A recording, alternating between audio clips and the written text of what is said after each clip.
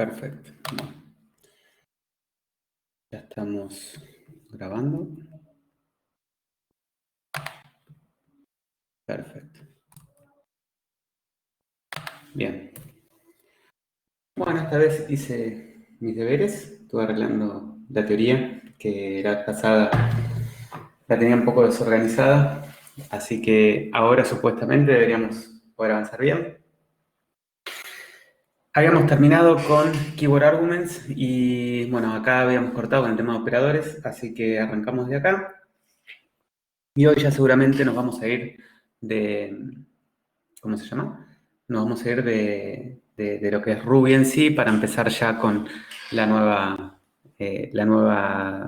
nuevos temas que tienen que ver con el manejo de gemas y ya nos adentramos en lo que sería la puntita de Rails. Bueno, tema de operadores. Estamos dentro de lo que eran conceptos avanzados. Estuvimos usando hasta ahora ya el más, el menos, el por, el dividido, y estos operadores se implementan como llamadas a métodos. Por eso sabíamos que si teníamos acá tres variables, A, B, C con el 1, 2, 3, podíamos hacer A por B más C, o lo mismo, A le enviamos el método por, que recibe a B, a eso le enviamos el método más, que recibe a C. Creo que lo dije mal, pero ustedes me entendieron. La idea es que son objetos que reciben un método, el método acá es el for, el método después es el más, y son métodos con nombres extraños, digamos, símbolos. Pero bueno, son símbolos no de Ruby, sino símbolos de operadores, digamos. Entonces, bueno, ¿cómo es que uno escribe ese método y cómo es que uno puede hacer cosas con esto, no? Entonces, una por ahí interesante visión de cómo uno puede sobrecargar un método es redefinir el más usando de paso el alias para entender un poco cómo funciona el alias. Acá lo que hacemos es tenemos en la clase integer, lo que estamos haciendo es definiendo un alias de all plus como más, es decir que ahora all plus va a ser lo mismo que era más, y ese all plus va a ser un alias, es decir que es como un puntero a lo que era esa implementación del método más, incluso si yo lo redefino. Entonces después yo si redefino el más, puedo usar el all plus. ¿Qué estamos haciendo acá? ¿Qué les parece que hace esta definición que estamos viendo en pantalla de un método más para integer? ¿Qué creen ustedes que hace? Yo mientras tanto lo voy probando.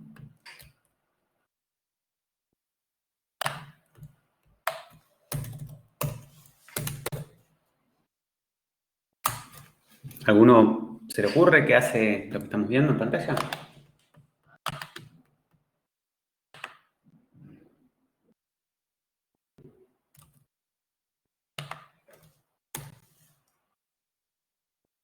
¿Me están escuchando? Ah, no, perfecto, no, porque no sabía si digo, por ahí se me cortó y estoy solo como loco malo. ¿Se les ocurre qué es lo que hace esta definición?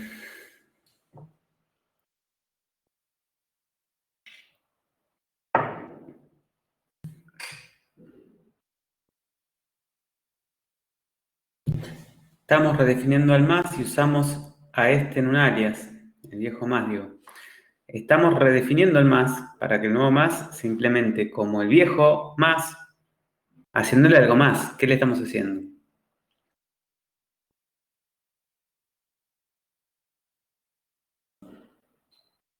¿Saben lo que hace suc? Listo, ahí lo definí. Ahora, si yo acá me fijo qué va a pasar ahora.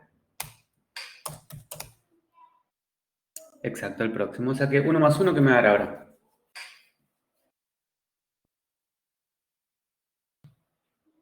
3. 3. Acá colgamos el mundo. Hicimos que esto sea un absurdo, completamente. Estamos demostrando que n es igual a n más 1, básicamente. Sí, rompimos esta máquina virtual. Esta máquina virtual ya puede hacer cualquier cosa. Si accede a un arreglo, podría estar haciendo desastres. O sea, acá rompimos con lo que es la secuencia numérica. O sea, no va a andar. O sea que acá estamos viendo cómo sobrecargar el más usando una definición previa de lo que era el más. ¿Sí? Esta máquina virtual no sirve más, la tengo que tirar a la basura. Listo, salgo, la tiré a la basura. Acá, 1 más 1, me sigue dando 2, o sea, anda todo bien. No tenemos más problemas. Perfecto. Bien. Otra cosa interesante es este operador. Este operador ya lo vimos en arreglos. Recuerdan que en arreglos lo usábamos así. Teníamos un arreglo A, que era esto. Y yo podría decir que A le ponía un 1. O sea, me quedó esto. Y lo interesante de esto es que podía usarlo así, ¿no? Y lo interesante de este operador es que sigue un patrón de diseño donde retorna al receptor para que yo pueda encadenar llamadas del operador y quede algo prolijo como estamos viendo acá. Sí, que es que a A le estamos insertando a el 1, al 2 y al 3.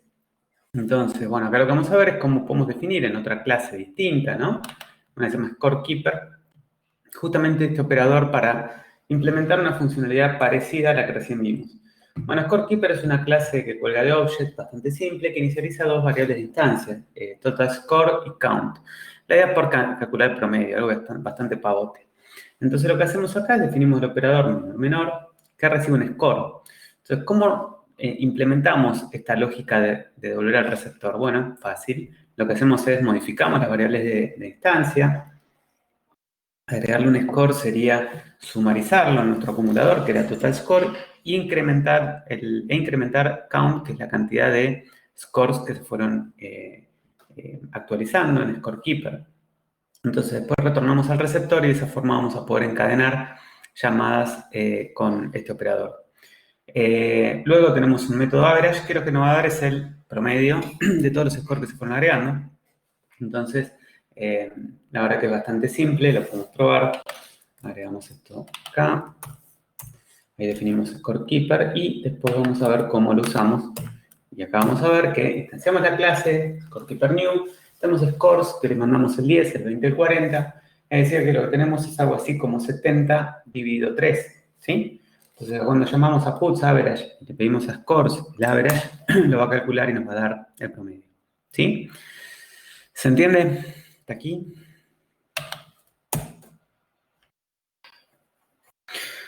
Otra cosa interesante que podemos hacer es redefinir el operador de los corchetes, que lo vemos, que lo usamos para indexar cosas. Bueno, acá podemos tener una clase que la podríamos usar indexada para hacer algo distinto a lo que es la indexación de un arreglo. Es interesante esto también porque se ven algunas librerías, en algunas gemas, que implementan este uso para acceder a algún tipo de, digamos, por ahí, estructura de datos o de algún objeto con alguna capacidad que podría ser similar a la de un arreglo para poder acceder a algún valor respecto de el uso de los corchetes porque termina siendo semánticamente más expresivo. Entonces, bueno, acá lo que vamos a ver es cómo podemos trabajar justamente con este operador y cómo es que recibe los argumentos un objeto que implementa el operador de los corchetes. En este caso, es los corchetes con el igual para asignarle valores, no es el corchetes para acceder a un valor. Acá estamos corchetes con igual. Bueno, entonces fijémonos cómo lo definimos. Lo estamos definiendo de una forma bastante amplia. Lo que estamos diciendo es que este operador recibe params con splat. Si nos recuerdan, splat decía una cantidad variable de argumentos. Entonces lo que podemos hacer acá es interpretar cómo esto funciona. Bueno, acá lo que hacemos es a value le asignamos params pop, es decir, el primero de los argumentos, y después lo que hacemos es, decimos con qué, o sea, cómo nos indexaron, imprimimos todos los valores que recibimos que quedan en params después de haber sacado el primero, ¿sí? Y en value deberíamos tener ese primer valor. Bueno, entonces vamos a chusmear cómo funciona esto en este contexto. Fíjense que acá lo que hicimos fue a crear a SumClass en S y lo indexamos con 1 y un 2. Entonces dice indexed with 1, o sea, diciéndonos con qué valor recibió acá en el primer parámetro. Y después le decimos lo que recibió en el igual, que es el valor que le asignamos. Bueno, acá es exactamente lo mismo. Cuando le mandamos cat y dogs con enemies, nos va a imprimir que fue indexado con cat, dog y lo que recibe es enemies, ¿sí? O sea que todo lo que recibimos entre corchetes, salvo el último argumento, es lo que termina siendo asignado como el value, que es el último de los valores asignados, ¿sí? Entonces, bueno, es ver un poco también cómo podemos pensar alguna clase que tenga implementado los corchetes para ser utilizada para acceder a elementos que puedan ser indexados con 1 o n índices. Bueno, expresiones. Podemos usar la comilla con vientito que viene de la izquierda hacia la derecha. Es una comilla que está torcida, depende del teclado, aparece en distintos lugares. Y esa comilla, las comillas la verdad que son todo un tema, ¿no? Porque uno podría casi que armar una explicación de las comillas. Las comillas ya vimos que la comilla doble, la comilla simple y ahora la comilla con vientito son distintas formas tienen un comportamiento muy diferente. Si nos ponemos a analizar primero las comillas simples y dobles, en Ruby, en el Shell, en todos lados, termina siendo esto, hola mundo, es igual a hola mundo, habíamos dicho. La diferencia es que si yo acá le agrego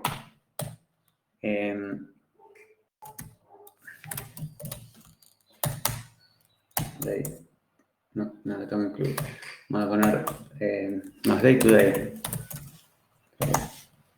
Yo tampoco tengo day, así que no importa, hacemos 2 más 2. 4, perfecto. Y las simples ya habíamos dicho que no tenían interpolación, exactamente como está diciendo Juan Pablo. Ahora, ¿qué tienen que ver las comillas con vientito, estas que están así inclinadas? Bueno, son comillas que nos permiten ejecutar un comando en el sistema operativo donde está corriendo la máquina virtual. Entonces, si yo corro ls, hace un ls de lo que tenga en este directorio donde empecé a correr. Acá estoy parado en este directorio. Todo lo que estamos viendo cuando pongo así ls es la salida del comando ls, obviamente que es una salida como esta. ¿Sí? Perfecto. Ahora, esta salida que estamos viendo así es la misma que estamos viendo acá.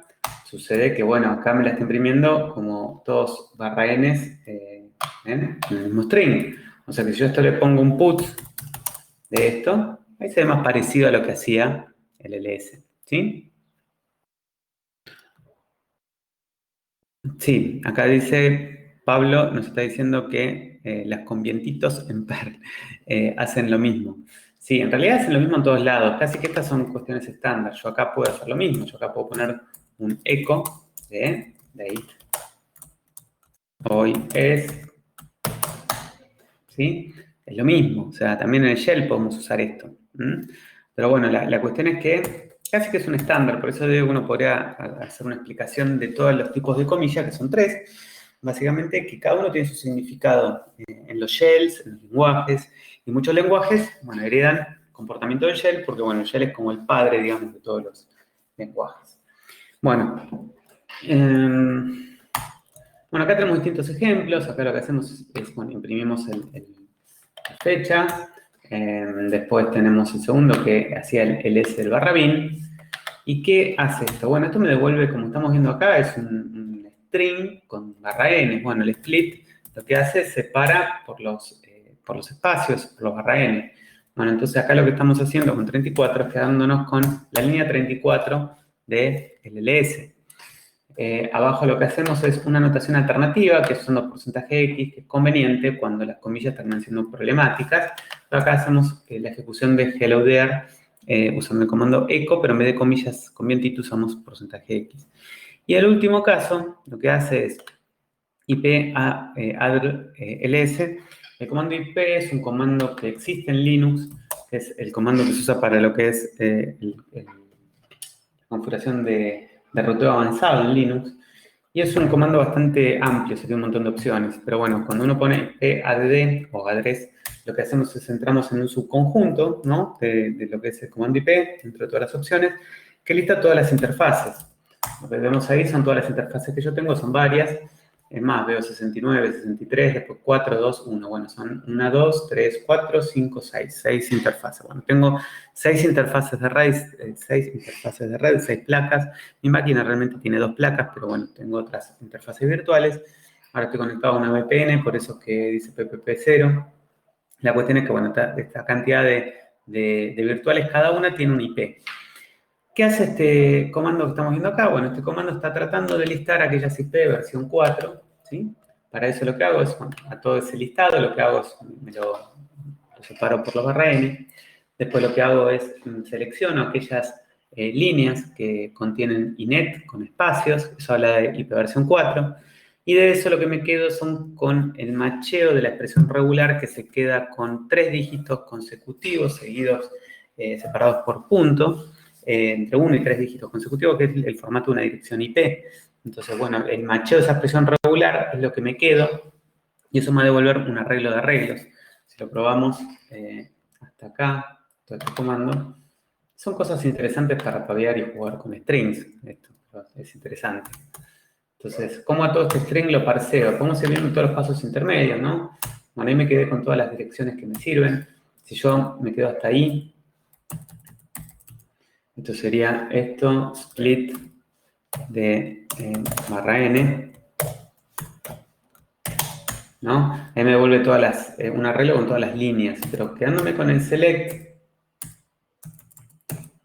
acá si me quedo con el select de lo que me interesa, que son las que tienen el copio cuando tengo ganas de escribir, me quedo hasta acá, me quedo solamente con las líneas que me importan.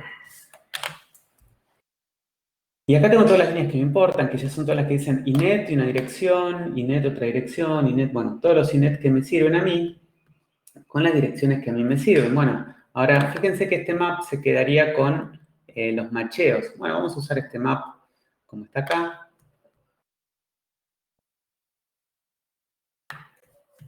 Vamos a dejarlo hasta sin el flatten. Así ven ustedes lo que pasa. Ahí, vamos a hacer un map.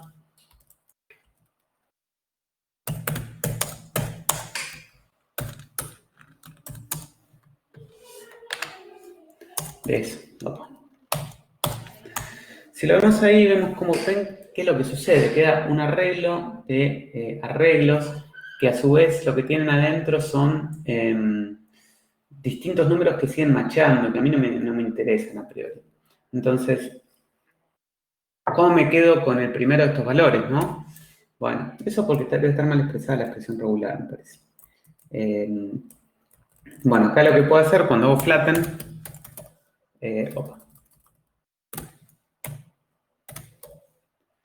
lo que me queda ya es un arreglo de arreglos, nada más, que en realidad es mejor que lo que tenía antes, que era un arreglo de arreglos de arreglos. Y ahora lo que puedo hacer acá es quedándome con el primer elemento, por lo que pedir el first, y ahí ya me quedaron realmente las IP que a mí me sirven, ¿sí?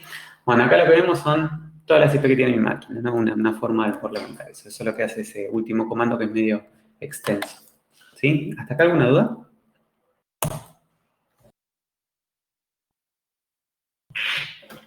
Bien.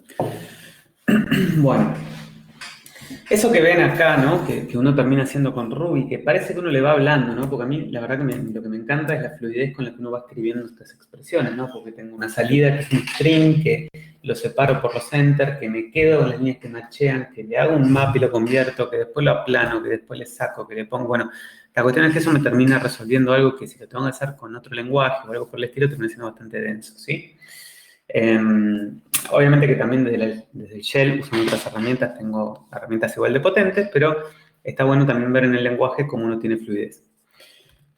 Acá lo que vemos es, jugando esto, asignaciones, jugando con Splat y asignaciones en paralelo, está interesante ver cómo se acomodan las cosas solas para que se cumpla lo que uno está escribiendo. Entonces, bueno, acá lo que estamos viendo es que tenemos A, B, C, D, E, y le estamos asignando un rango de 1 a 2, son dos valores, el 1 y el 2 van a macharse con el A y el B, el 3 con el C y el 4 y el 5 con el D y el E. A lo que vemos acá en verde es el resultado de esa asignación. Acá lo que vemos es poniendo A1 y B con Splat, lo que debería quedar es que, bueno, a A1 le estamos asignando el 1, y después ese 2, 3 terminaría asignado a este B1, de la forma que lo estamos viendo acá, y no el 2 y el 3 de otra forma, porque yo tengo un solo argumento que es B1, y tengo un arreglo del otro lado. Entonces solo se acomoda para que de esa forma suceda. Cuando tengo un argumento menos y tengo B2 como splat, lo que veo que sucede es que me queda inicializado como un arreglo vacío, por eso el hecho de ser splat, si no, ahí tengo un problema. En el caso de A3 con B3 con splat, vemos cómo se acomoda primero B3 con un valor fijo y el resto como un arreglo en A3. Después, para el caso de C, splat con D y E, con 1, 2, 3, 4, lo mismo. Acomodo C y a E para que tengan su argumento y a D lo hago dinámico. Y con F, G, H y J y 1, 2, 3, 4 vemos cómo debo vaciar a G para que siga funcionando. Nada, son ejemplos para entender un poco cómo funciona el SPLAT. Está bueno probarlos y entender cómo funciona esto. Más allá de estos casos son más que nada como ponerle la lupa y buscarle el pelo al huevo y no algo que realmente uno termina usando cuando codifica, ¿no? Bueno, esta parte sí me parece que amerita sentarse a mirarla porque uno a veces por cuestiones de expresividad, en vez de usar el operador ampersand, termina usando el método AND. El método AND es un método que está implementado, existe, y es un método que, al ser método, y al no ser parte, no ser un operador, al ser un string básicamente, este método tiene una prioridad diferente del ampersand. Entonces nos puede llegar a confundir ver que los ejemplos que estamos presentando en pantalla no funcionan como uno espera. Entonces, si miramos qué pasa cuando hacemos nil, ampersand 99, vemos que me devuelve nil. ¿Sí? Esto es claramente lo que uno espera que pase porque es falso. Y falso, vamos a limpiar, esto vuelve nil. Falso y 99 me vuelve falso. O sea, siempre devuelve el short circuit, devuelve el primer elemento que se no maché. Acá debería haber 99 porque son dos objetos que no son falsos. Pero acá empezamos con cosas que nos confunden. Entonces, acá, ¿qué esperamos que suceda? Si pongo true and false, en A me queda false. Pero si hago acá A, true and false, lo que espero que pase es que en A me quede exactamente lo mismo que en el paso anterior. Sin embargo, en A me quedó true. ¿Qué pasó? Bueno, que el igual tiene mayor precedencia que el AND. Entonces, A igual a true and false, asigna A al true, después hace el AND de true y false y devuelve false. ¿Sí? Porque fíjense que devolvió false. El problema es que en A no quedó lo que yo esperaba que quede, que era esto. Entonces, puedo llegar a confundirme cuando yo leo A, true and false, que no es lo mismo que si pongo true and false. ¿Sí? La prioridad del ampersand es mayor que la de igual, pero no que el AND. ¿Se entiende? Ahora todos lo van a entender seguramente lo que estoy mostrando. Lo que pasa es que cuando uno está codificando, a veces no me dice si está escribiendo AND o true, perdón, AND o ampersand. Lo importante es que no usen el AND. O sea, si están dudando de usar el AND o el ampersand usen el ampersand, porque saben que el AND puede tener este problema. Si lo usan dentro de lugares donde no hay problema de presencia con otros operando, no pasa nada. Pero si pasa, como acá, los puede llegar a marear bastante y es difícil de encontrar error. Los dos funcionan igual. El problema es que la presencia de los operadores varía.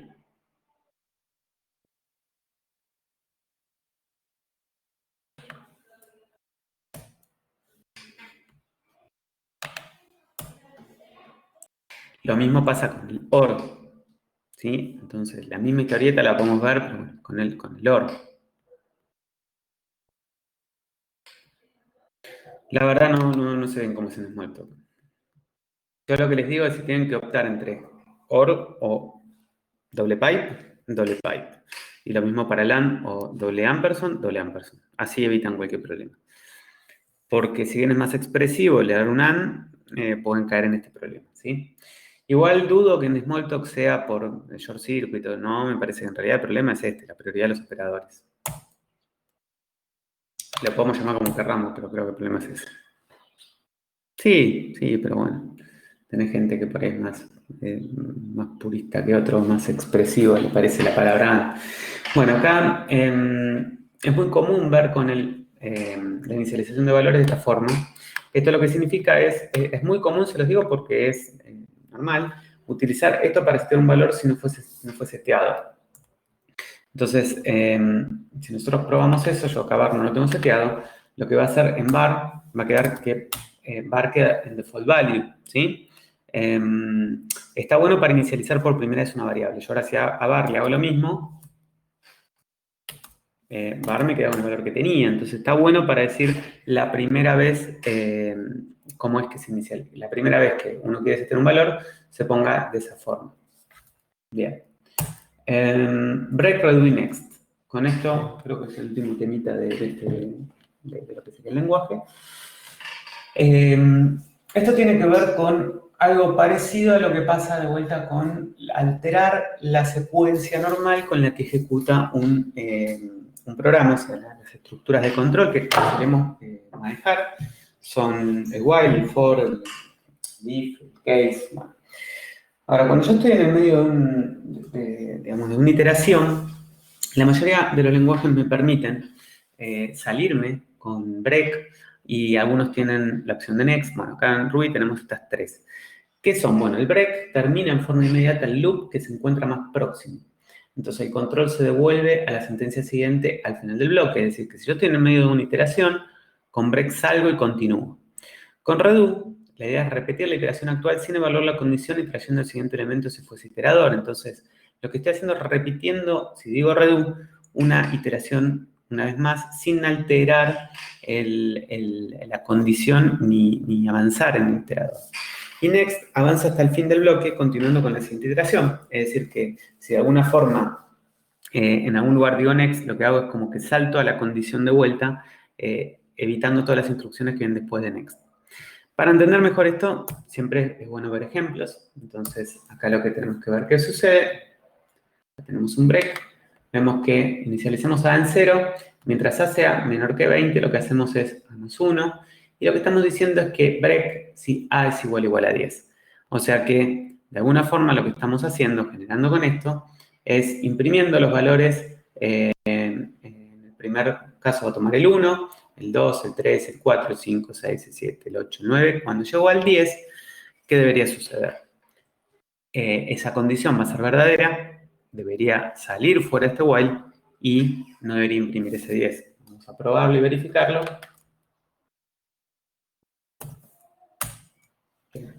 Un poco lo que recién decíamos, imprimimos los valores 1, 2, 3 hasta el 9. ¿Por qué? Porque en el 10, cuando el 10 tomó ese valor, lo que hicimos fue salir de ese while y continuar con la siguiente línea. ¿Se entiende este caso? Es bastante simple, no creo que tenga ninguna complicación.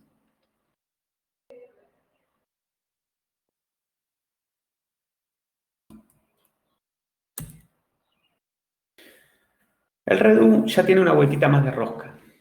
El redo lo que dijimos es que si A es igual a 10, lo que va a suceder, si le digo redo, vuelve acá, A no evalúa la condición, A va a valer, ¿cómo se llama? 11, no va a entrar y va a seguir. O sea que va a venir y va a imprimir 1, 2, 3, 4, 5, 6, 7, 8, 9. Cuando imprimió el 9, vuelve a iterar, ahí va a valer 10. Cuando vale 10, vuelve acá, hace que valga 11, imprime el 11 y ahí avanza. Entiendo que sería así, vamos a verlo, porque estas cosas son muy engañosas. Y si uno 9 salta al 9 al 11, ¿sí? Y llega al 20 y termina como feliz, ¿sí? Hasta ahí venimos todo bien, ¿se entiende? ¿Cómo funciona?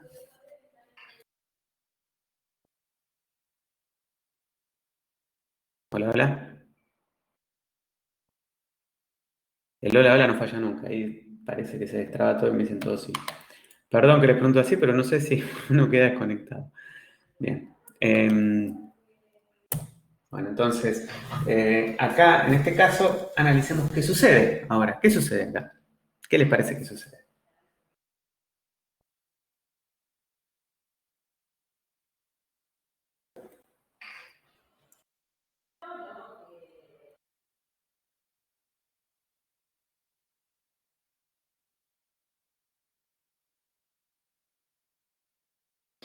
Yo los voy dejando que se expresen.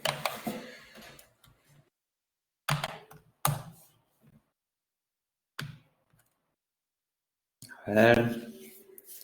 Salta el 19 al 21.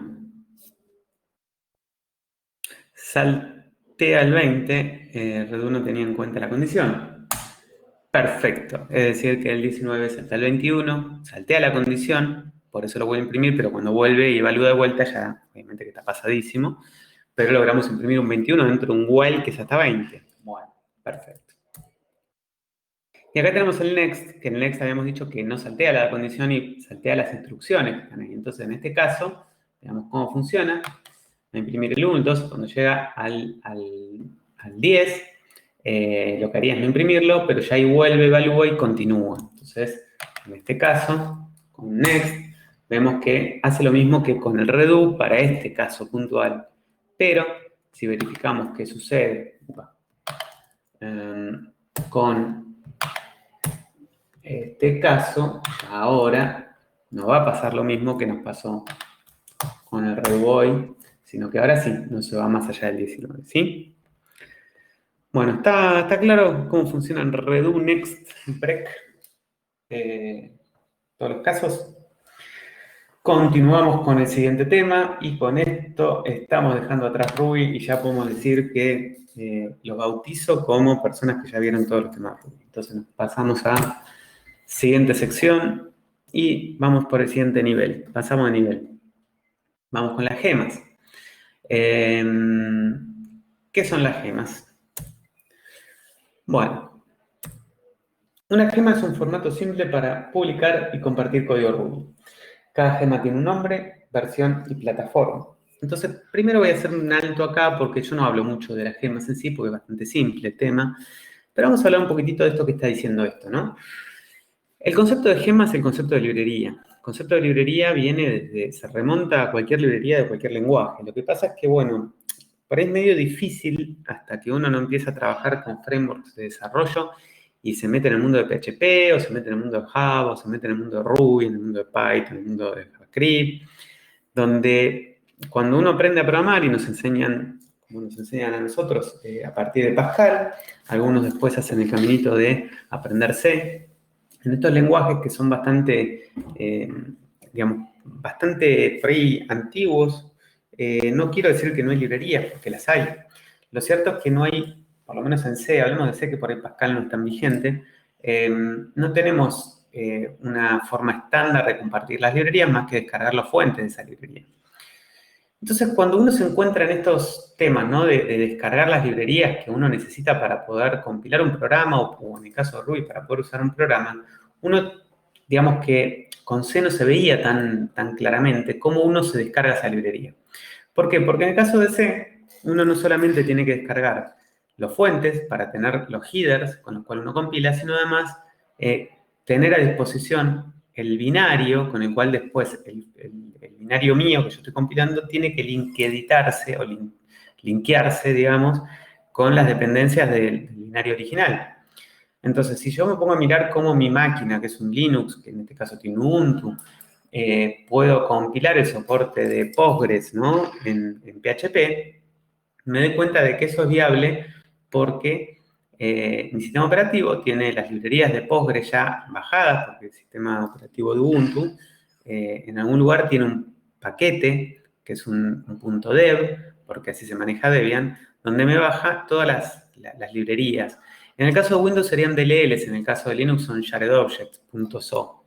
Bien, esas librerías fueron compiladas con determinada, digamos, con determinado compilador y todo, pero a mí me las disponibiliza alguien que las compiló por mí y en mi arquitectura funcionan, ¿no?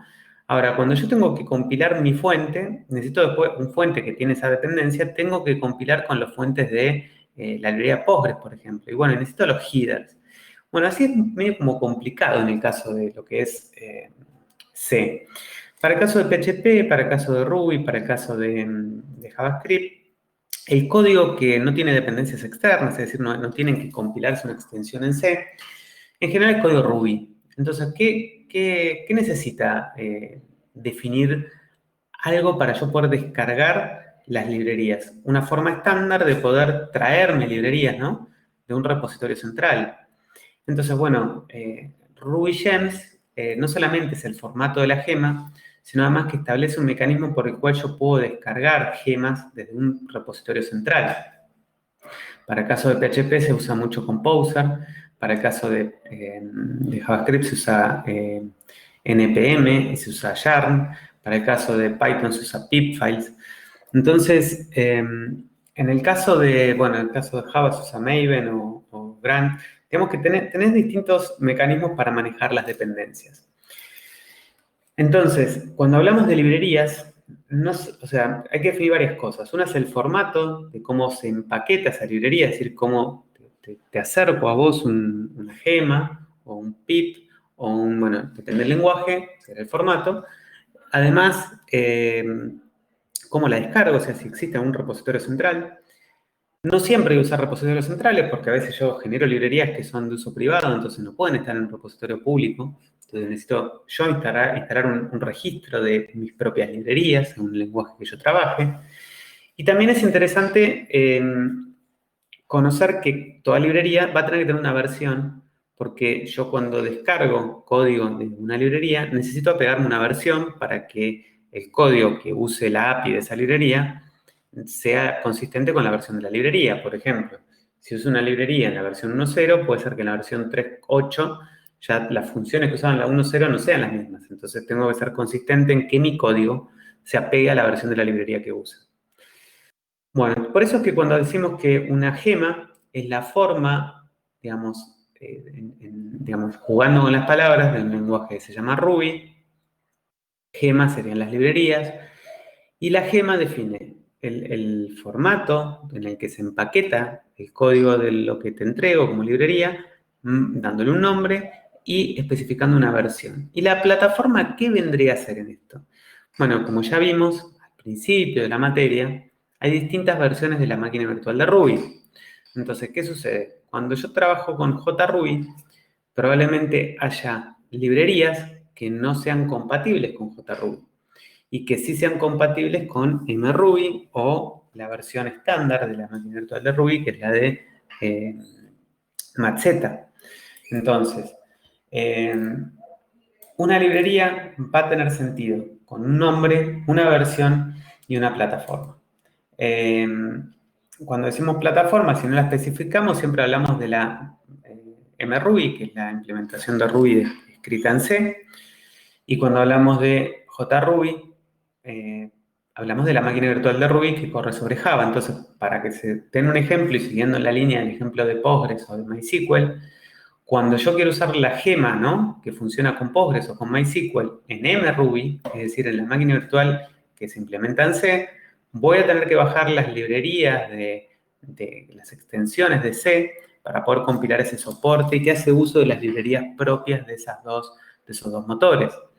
Pero cuando estoy en JRuby, para poder acceder a cualquier motor, los drivers que se usan para acceder a la base de datos son los que provee Java con JDBC.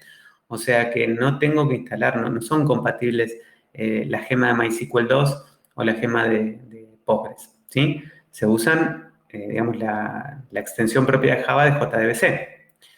¿Me siguen con esto que digo como ejemplo?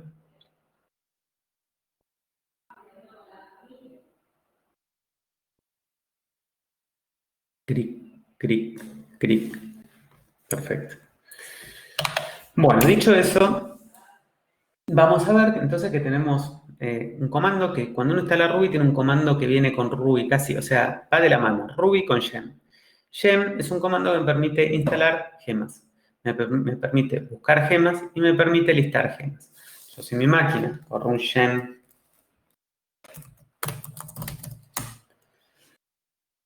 veo todas las gemas que están instaladas en mi sistema y en algunos casos veo gemas que están instaladas en más de una versión, ¿sí? Y acá empiezan los problemas. ¿Qué problemas? Sí, bueno, tengo una gema con un nombre, pero tengo muchas versiones. Bueno, claramente no es un problema con... sí, están todos fiacas, cierto, están como dormidos. Y eso que es un día hermoso. Está para estar mirando el sol más que estar escuchando Ruby.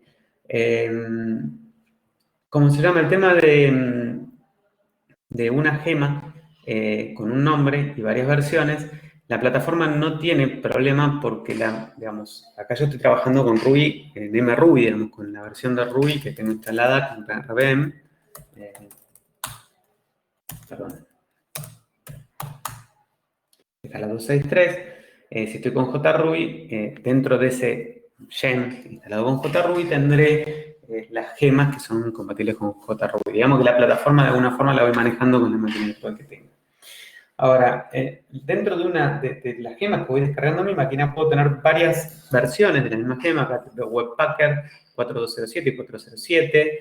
Veo, hoy mostré mini SiteWork 240 y 221. Más arriba había visto acá Rake con varias versiones. Bueno, cuestión que empiezo con estos despelotes que tienen que ver con varias versiones de una misma gema, cómo me apego a una gema cuando quiero usarla. Bueno, por otro lado, lo que tengo es posibilidad de buscar gemas en repositorios centrales, en Search, buscar algo que sea Java, por decir algo. Y acá buscar dentro de las gemas remotas todas las que dicen algo de Java. Hay muchísimas, hay gemas para tirar para arriba. Ahora, ¿dónde están todas estas gemas? Bueno, esto está en un repositorio central. ¿Para qué sacó? ¿Dónde completa? Gem, Gems, Ruby Gems, ahí está. Ruby Gems. Y acá donde tenemos todas las gemas y podemos buscar y ver exactamente lo mismo que busqué ahí, el mismo que debería encontrar acá. ¿Sí? Y acá tengo más información, más bonito, todo siempre más gráfico, pero bueno, acá es otra forma de trabajar con las gemas. Bien. Y para instalar una gema, la que se me ocurra, yo me instalo lo que quiero instalar y así es como voy instalando más librerías en mi sistema. ¿Sí? El tema es que aparece Bundler como... Claro, sí, Bundler es una gema para instalar gemas. Y acá aparece Bundler. Justamente vamos a explicar ese tema antes de que nos adelantemos a qué es Bundler. Entonces, gem es el comando que viene de fábrica. El tema es que con gem solo es como que tenemos una herramienta que le está faltando una pata más para darnos la versatilidad que necesitamos. ¿Y cuál es esa versatilidad que necesitamos? Es la de poder manejar dentro de un proyecto la gema que necesito manejar en ese proyecto. En este intento de ver cómo acomodar las versiones de las gemas en torno a un proyecto, han aparecido distintas soluciones. Entonces, yo no los voy a aburrir con la historia, pero bueno, nosotros tuvimos la mala suerte, y ya se los dije, creo en otro contexto, que poder escuchar música con los discos, que ahora están de moda, ahora la gente escucha discos de vuelta. Escuchar con cassette y rebobinarlos con una lapicera, pasar por el Discman, pasar por el Walkman, pasar por el MP3, que era tipo un pendrive con auriculares, y después Spotify. Acá pasó lo mismo, o sea, básicamente nos tocó usar las gemas a mano, nos tocó usar las gemas usando gemsets en vez de RBM usábamos el RBM, y después apareció Bundler como una solución que se terminó como afianzando como la solución y al cohete que les expliqué los otros caminos. Entonces vamos derecho con Bundler para entender un poquitito qué es lo que sucede y qué resuelve, ¿sí? Pero sí, en resumen, Bundler es una gema que permite gestionar gemas. Y en el mundo de la informática se ve mucho esto, porque si se ponen a pensar, ¿no? Cómo booteo una máquina, y miren a dónde me voy con las analogías, ¿no? Pero es muy loco porque hoy se ve mucho esa práctica, ¿no? Se llama proceso de bootstrap, ¿no? El de bootear una máquina y el de muchas cosas se llama bootstrapping. ¿Por qué? Porque, bueno, bootear una máquina tiene el problema que no puedes usar toda la memoria disponible para poder bootear la máquina, entonces son distintos programas que booteas un microprograma que es el que termina booteando el sistema operativo y lo hacen en stages, en etapas para poder hacerlo. Y para eso se va como apoyando en distintos programas que van haciendo como un doble dispatching, digamos, para poder llegar al objetivo final. Y hoy en día se está viendo también soluciones en otros ámbitos donde uno para poder instalar algo, instala una versión de algo para instalar otro algo de ese mismo tipo. O sea, se apoya en una construcción sólida y robusta para poder seguir construyendo cosas más sólidas y robustas. Y así es como Bundler es un ejemplo también de esto, donde es una gema que gestiona gemas. Es loco, porque lo que primero yo hago para trabajar con Ruby es instalo Ruby, instalo una gema que es Bundler y con Bundler gestiono las gemas que después manejo con Gem. Es loco, pero sí, es así. Entonces vamos con la introducción de qué es Bundler. Bueno, mantiene un entorno consistente para las aplicaciones Ruby, asegura que las aplicaciones que lo usen tengan dependencias necesarias para que se ejecute sin errores, y Bundler es una gema que se instala de la forma gem install Bundler. Bundler es análogo a Composer para PHP, a Pipen para Python, a Maven para Java, a NPM o YAML para JavaScript. El manejo de dependencia debe realizarse según el segundo factor de 12 Factor Apps. Todo lo que les pongo acá son links para que ustedes, si quieren, las lean. Les voy a hacer una breve introducción a esto. Hoy cuando hablamos de pip en Python, pip en realidad es lo mismo que gem para Ruby. O sea, el comando pip instala librerías. ¿Desde dónde? Un repositorio de pip. Lo cierto es que si uno quiere instalar todas las dependencias que maneja un repositorio Python, se usaba un archivo requirements.txt. El tema es que hoy se habla de pipem en vez de usar pip con requirements.txt. ¿Por qué? Porque es un poco desordenado. Digamos, con pipem tengo muchas más herramientas. Esto mismo pasa con Shemfile. ¿Por qué? Porque ahora lo vamos a ver con Shemfile. Yo no me voy a meter con Python porque Python es otro lenguaje y digamos, en realidad ya hay una materia que es la de Python. Y de hecho, después pueden aprender Python porque de hecho es un lenguaje recontra útil y muy usado, sobre todo los que nos dedicamos a hacer infraestructura, usamos muchísimo Python. Pero lo cierto es que acá, bueno, lo vamos a ver con el Shemfile cuando veamos que uno tiene que bloquear las versiones que usó en un momento determinado. Ahora, cuando yo les digo esto, que pongo acá como aclaración, es porque está bueno seguir esta línea, ¿no? De que cualquier proyecto de desarrollo no solamente codifique lo que tiene que codificar usando librerías externas, que es lo que siempre vamos a usar, porque no es que vamos a reinventar la rueda, ya nos lo explicaron en otras materias, que uno se apoya y construye apoyando un RASTI arriba de otro. Ahora, esos RASTI son librerías y esas librerías tienen su vida, siguen creciendo, siguen avanzando. Nosotros lo que tenemos que hacer es tratar de fomentar un uso consistente de esas librerías. ¿De qué forma? Bueno, apegándonos a las versiones que estamos usando y no a la última. Entonces acá hay algo que yo les pongo acá, se llama aplicaciones 12 factores.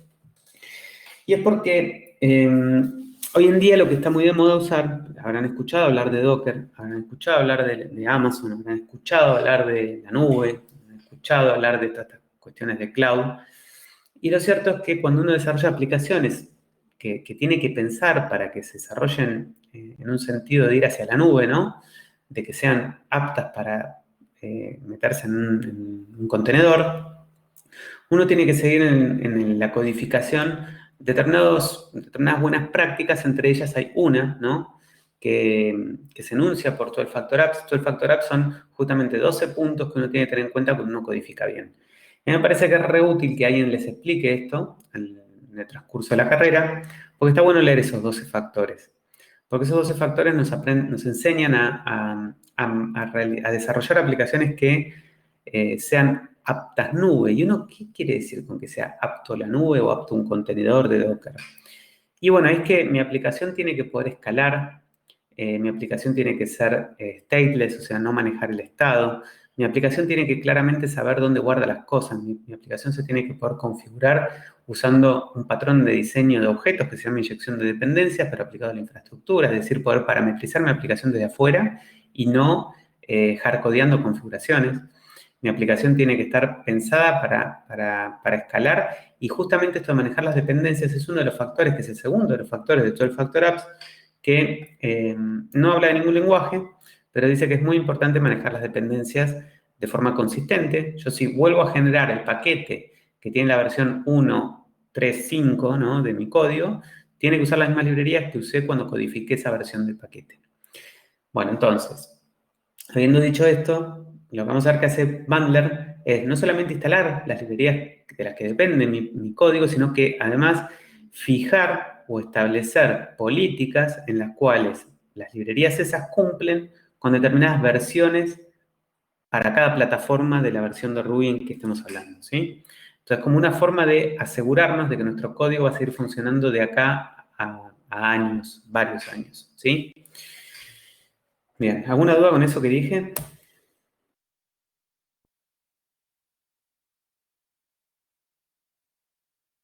Y que Cayo otorga, supongo que no, así que seguimos. Bueno, ejemplo de uso. El Shemfile es el archivo por el cual Bundler se rige. De la misma forma que Bundler se rige del Shemfile, en lenguajes como Composer se usa composer.json, en JavaScript se usa package.json, en Maven se usa pom.xml, cada uno tiene su archivo por el cual se especifican las dependencias. Bien, entonces lo que vamos a ir viendo es cómo se forma este Shemfile. Lo cierto es que este Shemfile tiene un formato que está claramente definido y vamos a ir viendo cómo lo vamos nutriendo de distintas opciones que van tomando forma, que ahora no me interesa ir explicando todo junto, sino de ir de a poco. Entonces, primero lo que decimos acá es el source, es decir, ¿de dónde va a bajar las gemas? Si yo veo este archivo, lo que veo es que las bajo de rubygems.org. Eso es el mismo repositorio que les mostré, donde están las gemas el repositorio de gemas abierto propio de Ruby, que es Ruby Gems. Perfecto. Abajo lo que voy a listar con la palabra gem y un string después es qué gemas quiero instalar. Bueno, en este caso estoy diciéndole que quiero instalar la gema de Sinatra, es una librería Sinatra. Bueno, en este caso lo que estamos viendo es que estoy instalando una única gema y no estoy especificando versión ni nada. Este ejemplo que estamos viendo es un antipatrón, es algo que no hay que usar. Así no deberíamos trabajar, siempre deberíamos, esto porque es un ejemplo y es lo que estamos, queremos que sea la última versión, pero la idea justamente cuando algo se sale a producción es fijar las últimas versiones del código que estén usando. Nunca dejar en el Gemfile versiones abiertas como en este ejemplo. Bueno, entonces, con un archivo como este, lo que podemos hacer es bundle install y simplemente lo que voy a hacer es bajar las dependencias. Bueno, vamos a probar esto. Yo, ahí, no sé qué quise hacer. Apreté la tecla equivocada. La tengo ya. Hoy tenía ya otro archivo. Ahí está. Voy a caer por acá. Bueno, hago un Gemfile. A ver. Tengo dos formas de generar. Uno es a mano, como estoy haciendo acá, donde yo me voy a copiar y pegar este contenido. Y hago bundle solo, que es lo mismo que hacer bundle install. Y lo que va a hacer esto es conectarse a Ruby Gems y descargar esa gema que le estoy pidiendo, que es Sinatra. ¿Sí? Bien, ahí, listo, ahí termino. ¿Sí?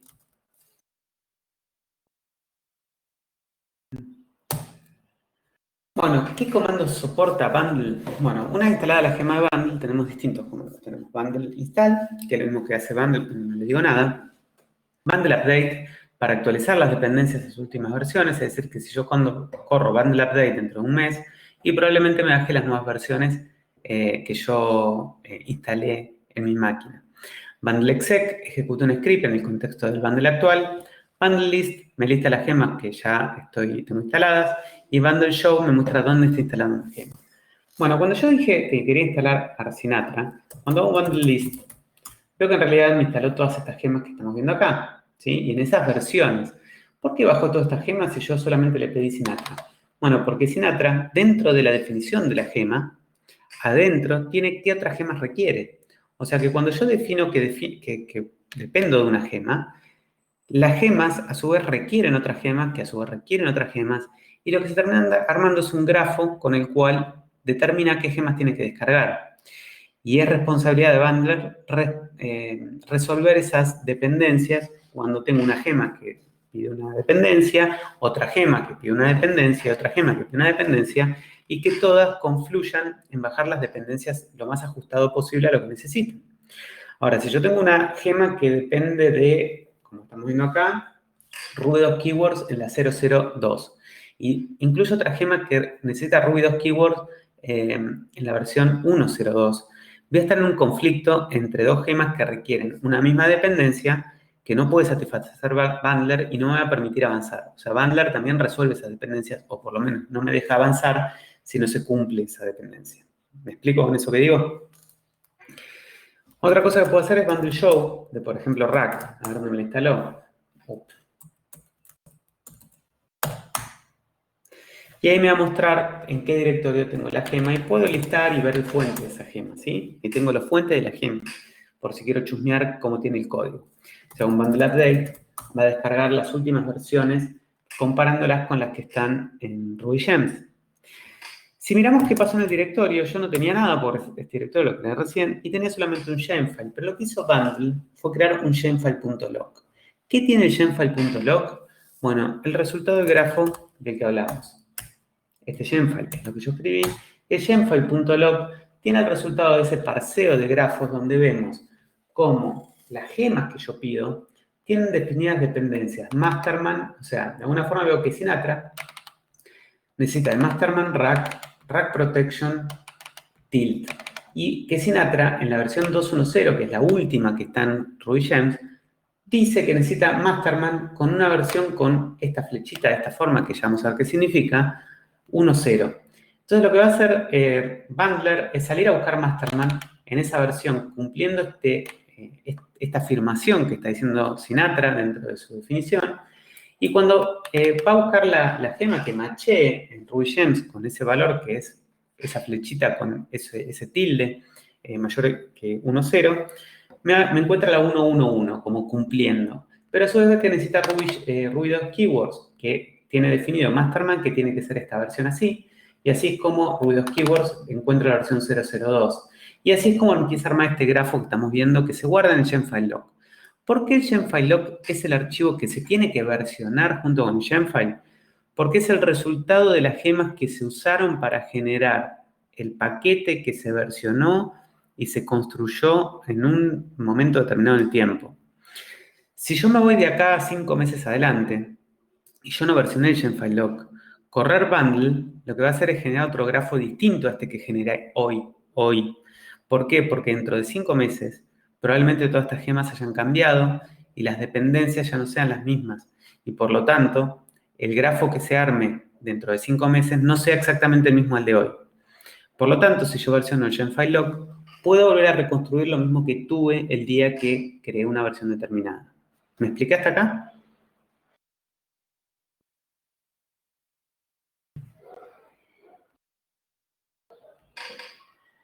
Bien.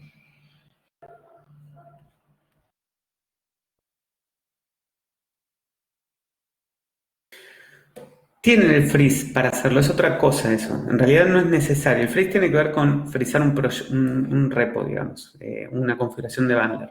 Pero en particular lo importante, a lo que quiero ir con esto, es que el Gemfile log es tan importante como el Gemfile. Y por eso es que se tiene que versionar. ¿Sí? Quiero que se tomen eso como, porque después tienen otras funcionalidades, nosotros no llegamos tan finito a entender qué es el bundle freeze. Pero bueno, básicamente lo que sí quiero que entiendan es la importancia de versionar el Gemfile log, que lo genere y para qué lo genere y qué es lo que tiene adentro. Bien. Entonces, ¿qué es el Gemfile si analizamos el Gemfile? Bueno, se escribe con una DSL propia de Bundler. De vuelta, ¿qué es DSL? ¿Recuerdan qué es DSL? ¿Qué significa DSL?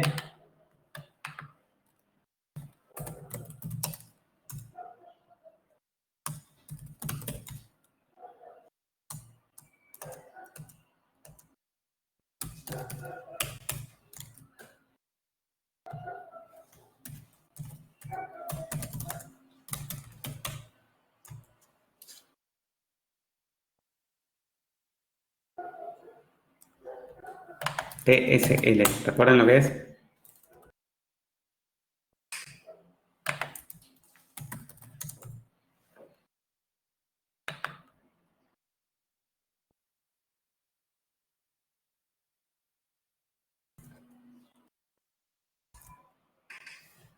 Muy bien, ¿y qué significa? ¿Domain Specific Language?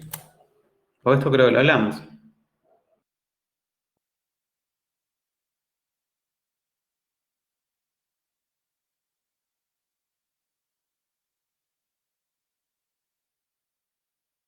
¿Recuerdan algo de esto? ¿De que es una DSL? Bueno, para recordarlo un poquitito es... Sabemos que Ruby, o sea, el Gemfile es código Ruby, pero es como que, a ver, de alguna forma lo que hacemos es usar otras instrucciones, porque por ejemplo en Ruby Gem no tenemos, o sea, yo un Gemfile, a ver, espérenme.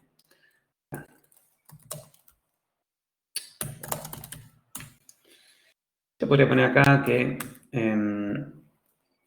out es igual a Sinatra.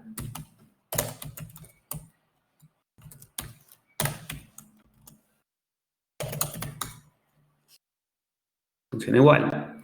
O sea, es código Ruby. Yo acá puedo hacer lo que quiera con esto. Digamos, no es un problema. Es código Ruby.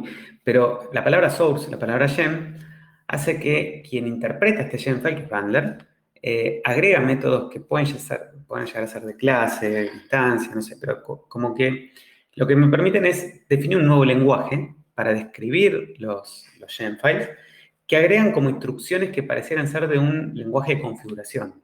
Pero es código Ruby que me permite lazar, ¿no? O sea, mezclar código Ruby con lo que estoy usando para configurar el Gemfile.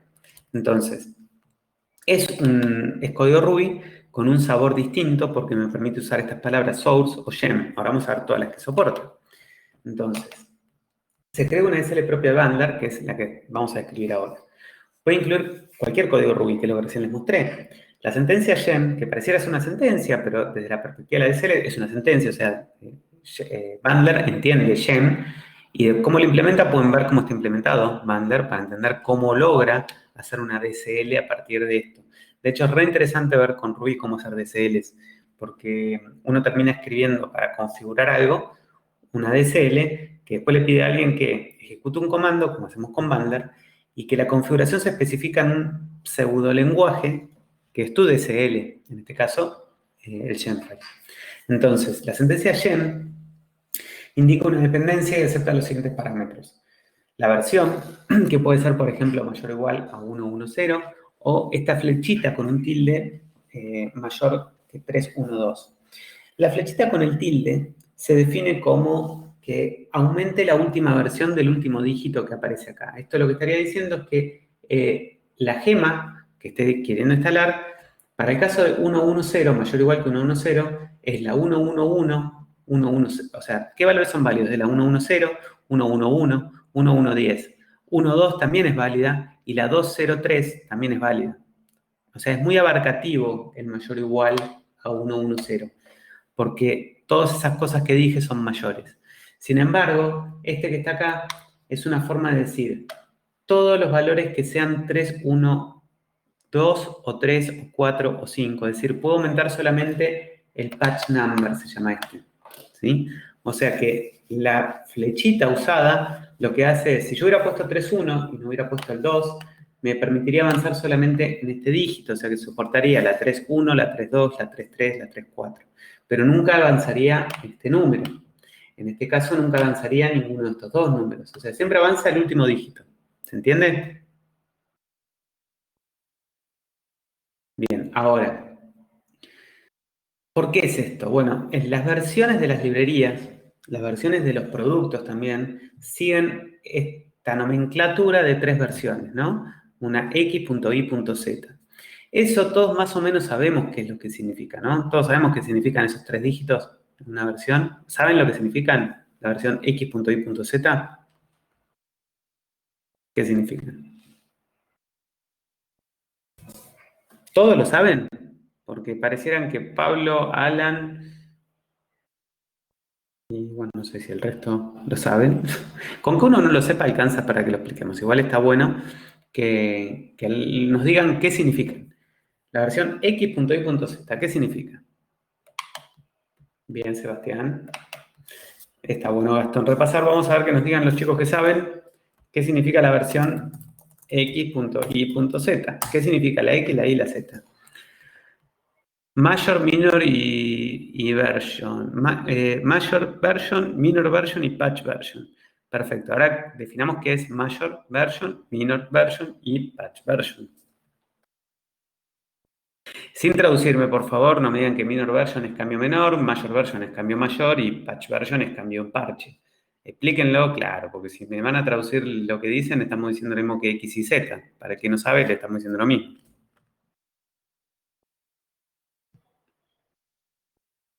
¿Qué significa un cambio mayor?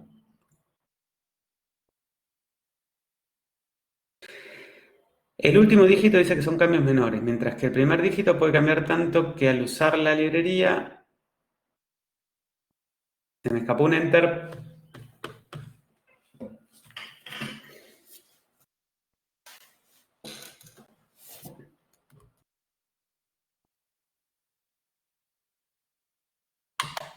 ¿pueden creer que toda la grabación del día de la fecha no puse audio mío? Qué tarado que soy, Dios. Bueno, me olvidé de grabarme con audio. Bueno, ahora voy a ver si puedo bajar el Big Blue Button y transformarlo a YouTube. Si no, no sé, perdí una clase para subir a YouTube. Qué tarado, Dios. Bueno,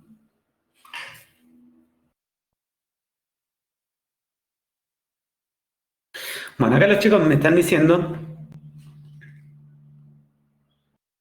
¿Qué? Cambio mayor, cambio menor. Vamos de vuelta. X.Y.Z.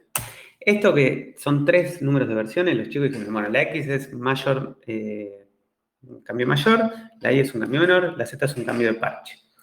¿Qué significan esos? Son 3 valores que se definen claramente en algo que se llama Semver. ¿Por qué se llama Semver? Porque es versionado semántico.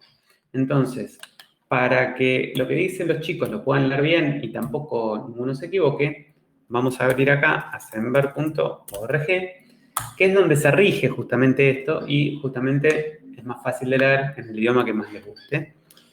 Y les dejo acá copiado Semver para que lo puedan justamente entender bien.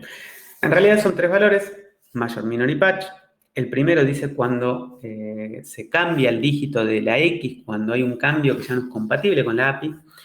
Cambia el minor cuando se agrega funcionalidad que sigue manteniendo compatibilidad hacia atrás. Y patch cuando arreglamos un error.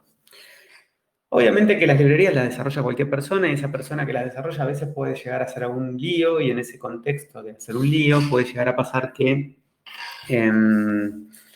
nos respete esto y nos rompa algo.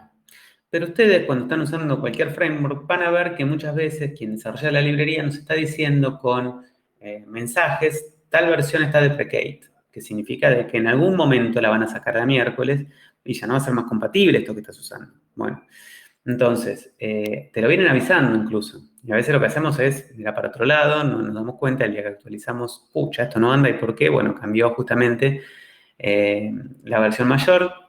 En esta nueva versión tu código no va a funcionar si seguías usando esa librería que te estuvo avisando durante toda la versión anterior, que en el minor, que iba a cambiar ese uso que ya no va a estar más. Bueno, entonces acá en Semver, en Semantic Versioning, tenemos todo lo que los chicos recién se estuvieron expresando. El último dígito, la Z, sería cuando se arregla un bug. El I sería, no debería romper, debería agregar funcionalidad. Y el X es cuando ya no es más compatible algo con la versión anterior. Entonces, es muy importante cuando uno instala con Genfile algo, fijar al menos el patch number, el Z, hasta el minor number y que el patch number sea el que se avanza, de tal forma de que si hay vulnerabilidades, errores o algo por el estilo, las librerías se actualicen sin romper el código. ¿Sí? Bien. Entonces, dicho eso, volvemos acá. Alternativamente, en vez de especificar la versión, podemos especificar un repositorio en GitHub para usar un repo en GitHub. Podemos usar también un repositorio en Git, no necesariamente en GitHub. Y la verdad que el mundo también cambió. GitHub, a ver, los que somos más viejos, supimos de la venta de GitHub, la compró Microsoft. Y cuando la compró Microsoft hubo un éxodo de muchas gemas de GitHub a GitLab. Y lo cierto es que, bueno, el Genfile, en el momento donde todos los desarrolladores del software libre eran felices y no se sentían tontamente, ¿no? Presos de GitHub, porque ahora es dueño Microsoft, eran presos de GitHub, que era otro millonario, otra potencia millonaria capitalista, tan capitalista como Microsoft, que en realidad tenía otro nombre. Y hoy lo que pasó es que, bueno, GitHub lo vendieron a Microsoft y mucha gente se fue. Bueno, lo cierto es que el Genfile tenía hasta la posibilidad de especificar, así como diciendo GitHub, y vos ponías el nombre del usuario, que era el namespace dentro de GitHub barra, el repositorio, sin escribir todo el path completo a un repo Git. Bueno, y puedes especificar también en qué commit, en qué tag, en qué rama. Y si no, puedes trabajar con un path para poder trabajar con una gema localmente. Y con Bundler lo que puedes hacer es, para desarrollar una gema, usar un directorio para cargar la librería desde un directorio local. Bueno, son distintas formas de trabajar con Genfile. Bueno, acá vemos ejemplos. Acá vemos cómo podemos decir que instalamos Sinatra desde GitHub y no desde RubyGems, mientras que Active Record sí se instala desde RubyGems con cualquier versión que sea superior a la 3.1 al 3.1.0, 3.1.2, 3.1.3, 3.1, lo que sea. Va a aumentar solamente el patch number, siguiendo en esto de Semver. Bueno, ahora, hasta acá me siguen cómo se define el Genfile?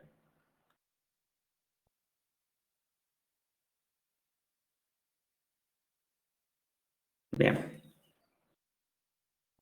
Bueno, ahora lo que vamos a ver es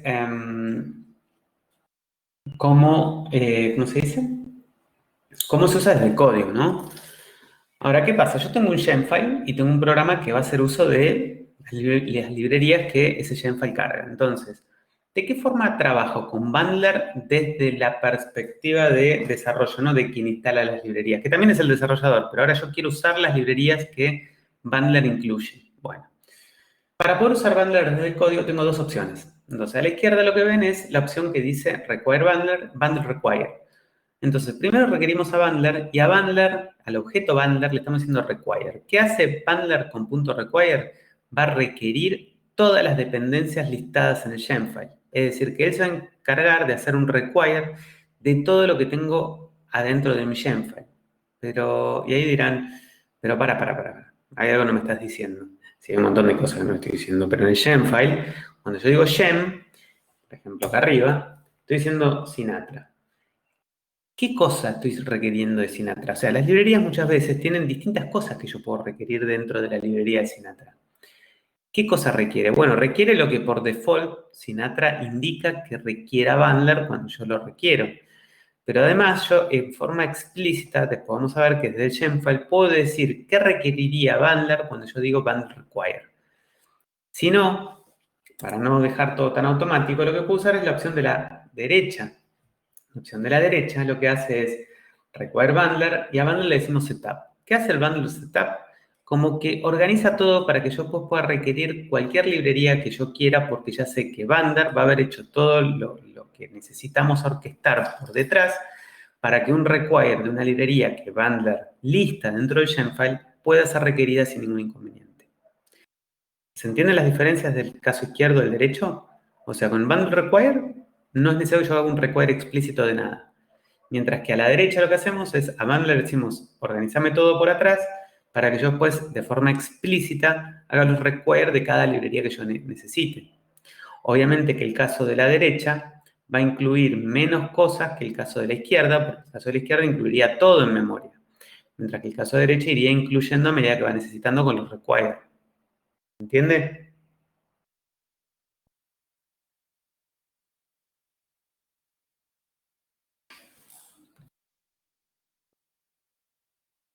A ver, ¿qué cosa no se entiende? Porque por ahí lo estoy diciendo de una forma complicada. No. Esto va dentro de la aplicación que usa. O sea, vos en el Shapefile listás las librerías que necesitas. Esto va en tu aplicación principal que hace uso de esas librerías. O sea, por eso les decía que esto tiene dos enfoques. El Shapefile para listar las librerías. Listo. Ahora, en mi aplicación, el programa principal necesita incluir las librerías que el Shapefile lista que va a usar. Perfecto. Ahora, con el caso izquierdo, mi aplicación pone require bundler y después bundler.require. Eso lo que hace es incluye todo lo que el Shapefile lista. Por otro lado, en el caso de la derecha, lo que hacemos en mi aplicación principal requiere bundle y en vez de decirle bundle require, decimos bundle setup. Eso que hacía prepara a nuestra aplicación para que después pueda hacer los require sin ningún inconveniente. Lo importante es que vemos que si usamos bundle para instalar las librerías, no alcanza con eso, sino que además tenemos que decir en forma explícita estas dos cosas en nuestro programa principal para que use las librerías que el Shapefile de este proyecto está listando. Porque imagínense que ustedes pueden estar trabajando con distintos proyectos y el proyecto A podría usar una versión de una librería que el proyecto B usa otra versión de librería. Es la misma librería pero con distintas versiones. Entonces, para que el proyecto A, cuando requiera Sinatra, sea la versión que el proyecto A indica y no la versión del proyecto B, necesitamos que Bundler siga gestionando las versiones de las librerías que requiere. Entonces, por un lado está el Shapefile dentro del proyecto A, que el proyecto B también tiene un Shapefile, los dos tienen un Shapefile. Ahora, el programa principal del proyecto A tiene que empezar diciendo require bundler y diciendo bundle.require. En el proyecto B exactamente lo mismo, y eso va a hacer que cada uno de los proyectos, tanto A como B, requieran la versión que el Shapefile indica, porque si yo no tengo esta herramienta de requerir a Bundler y delegar en Bundler que incluya la versión de la librería que necesita, no va a estar incluyendo lo que realmente es necesario.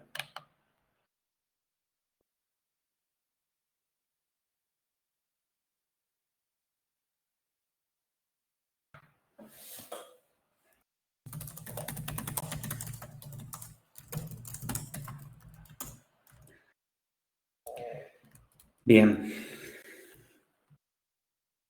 Exactamente. Ahora, no sé si me expliqué de esta forma. Espero que haya sido un poco más claro. Igual si tienen dudas, pregúntenme puntualmente qué es lo que no se entiende y trato de...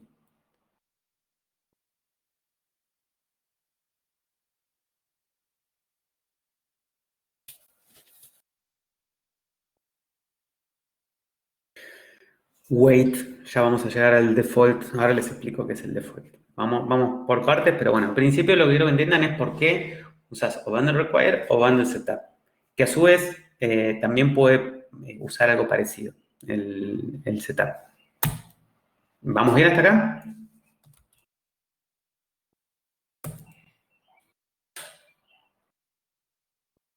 Bien.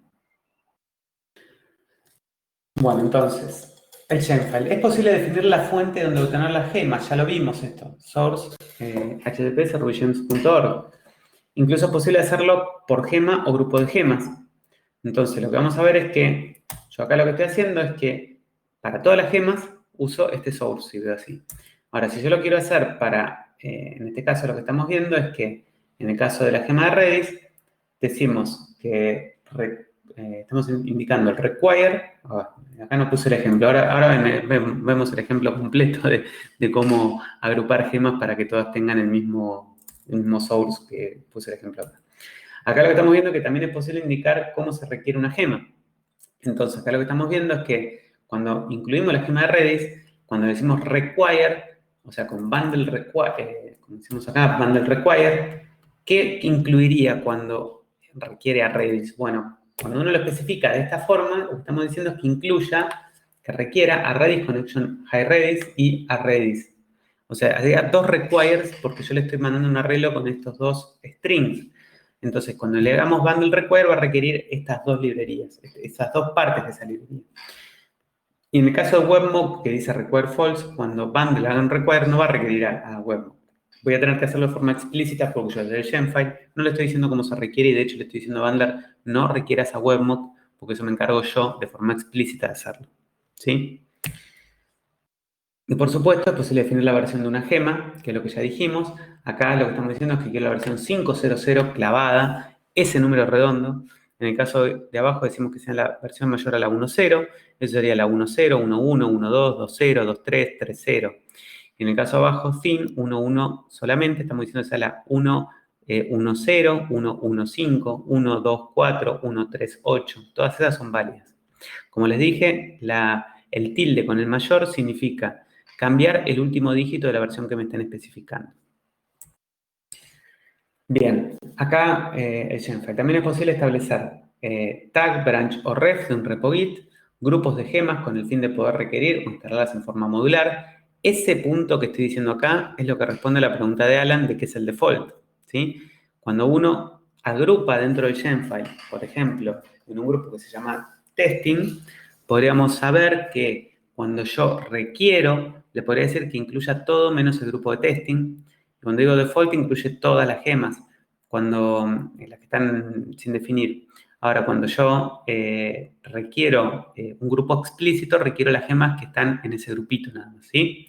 Entonces yo voy a poder agrupar gemas para poder diferenciar, por ejemplo, en producción no instalo las gemas de testing. En desarrollo instalo gemas que no instalo en producción también. Entonces, dentro de un Gemfile puedo tener librerías de gemas, ¿no? Que son para producción, para desarrollo y para testing, gemas que son solamente para testing y para desarrollo y gemas que son solamente para desarrollo. Y con eso armo grupos de gemas que en determinados contextos tienen sentido instalarlas, en determinados contextos tienen sentido incluirlas y en determinados contextos no tienen sentido. ¿Se entiende lo del agrupar? Y plataformas tiene que ver para la cual aplican determinadas gemas, que es lo que hablamos hoy, de que una gema puede tener sentido para JRuby o para MRuby. Entonces, acá vemos un ejemplo de un Gemfile bastante completo y después vamos a ir a otro Gemfile que les pongo abajo un Redman para verlo. Acá lo que estamos viendo es que tenemos todas las gemas van a descargar de RubyGems. La gema de fin va a ser mayor que la versión 1.1, como decíamos, o sea, va a ser la 1.1, 1.2, 1.3, 1.0, no, 1.0 no, 1.4, etcétera. Pero nunca va a cambiar este dígito 1. Pero este puede cambiar en cualquier valor creciente. RSpec, fíjense que dicen que cuando se requiera por bundler, incluya la librería spec. Esta gema va a incluir la versión 1.0, pero el origen, en vez de bajarlo de RubyGems, lo va a bajar de este lugar, que sería otro repositorio de gemas. Acá vemos cómo se instala la gema de MySQL, pero solamente para la plataforma de Ruby, es decir, de mruby. Abajo lo que vemos es cómo se instala la gema de JDBC MySQL, que sería el caso que se usa para JRuby. Es decir, que si yo estoy usando la máquina virtual de Ruby de MathZ, va a incluir automáticamente esta gema, pero no va a incluir la gema de JRuby porque la plataforma de quien corra Bundler va a excluir aquellas que no cumplen con la plataforma. Acá lo mismo, la Active Record JDBC Adapter sería solamente para JRuby.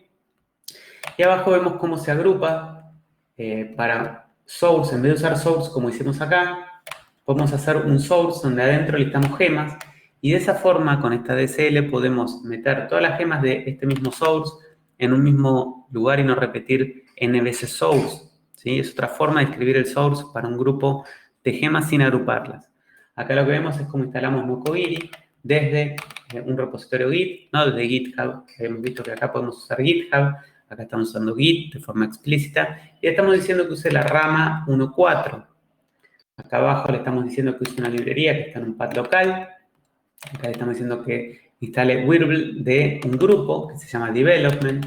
Este grupo es el que después yo, cuando hago el bundle require, puedo pasar símbolos que son default, development, test o cualquier grupo que yo quiera inventar. Entonces acá vemos como debugger se instala en el grupo Development y Test. Y acá una forma alternativa de crear un grupo con todas gemas que son de un grupo. Entonces, este gemfile termina siendo un gemfile que es una ensalada de ejemplos para poder mostrar el potencial de cómo escribir un gemfile. ¿Se entiende más o menos la vuelta de todos los ejemplos?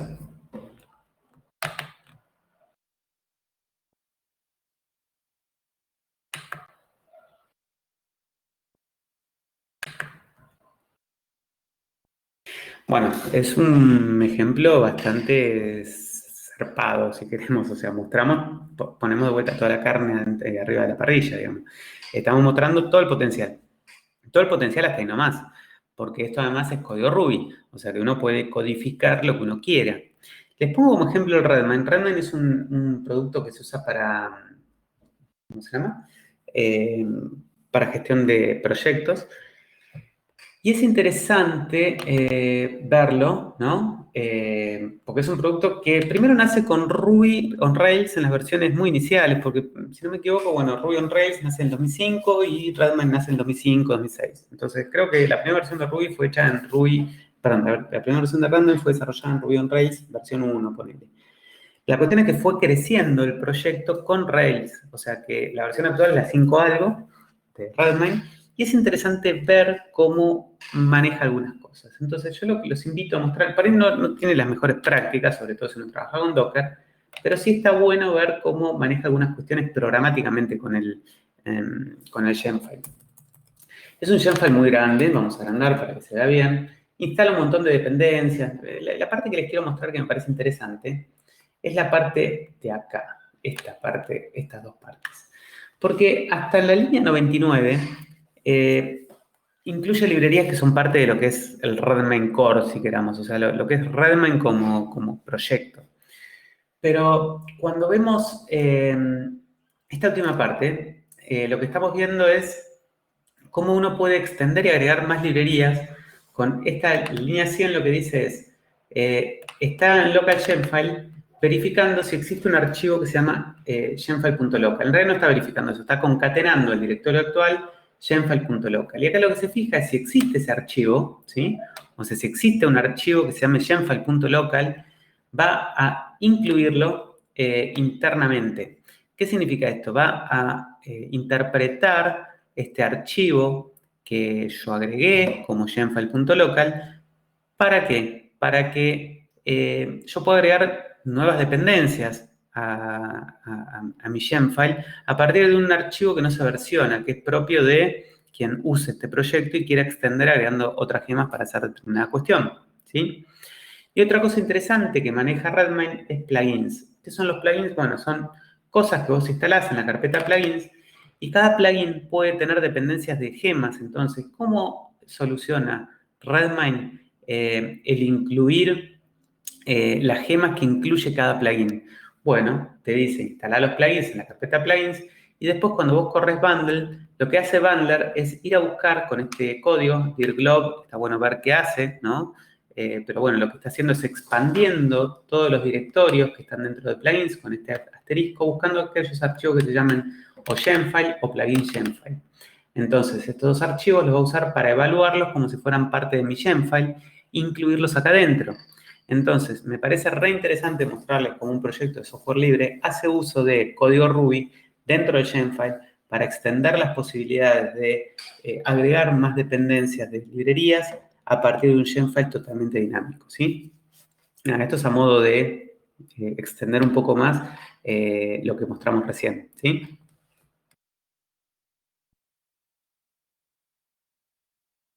El dirglob lo que termina recibiendo, acá lo que estamos viendo es file expand path. Esto de alguna forma está usando esto que estamos viendo, que es una forma de escribir un wildcard para directorios. Eso lo que busca es, a partir del directorio actual, está buscando con esa expresión regular que estamos poniendo en el contexto del directorio actual, una serie de directorios que matchen con esto. Entonces, dirglob toma el resultado del expand path, que termina siendo como wildcards, para poder expandir en archivos que terminan matchando con lo que estamos tirando acá, que son archivos Gemfile o plugin Gemfile.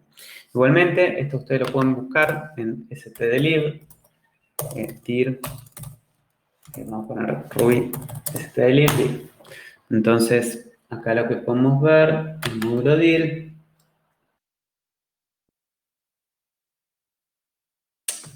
perdón, en la clase dir, acá está. Acá tenemos que tener a glob. ¿Hace clic, che? No.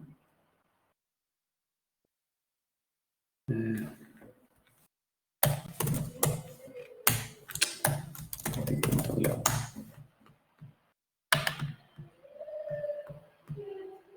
Ahí está, hay que caer en el lugar adecuado. Glob. Entonces, ves, acá recibís patrones. Lo que está bueno ver es, bueno, qué termina siendo file extend, todo lo que digamos por allá.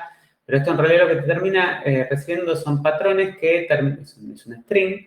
Luego acá vos lo ves como dir glob y le pasás distintos patrones de wildcards con los cuales Match te vuelve los archivos que matchan a ese wildcard que le mandas, ¿sí? Pero es una definición de wildcard que puede ser parecido a una expresión regular o puede ser parecido a un wildcard de un sistema operativo, depende de cómo lo estés usando, para poder utilizar justamente lo que vos necesites encontrar en algún subdirectorio, ¿sí?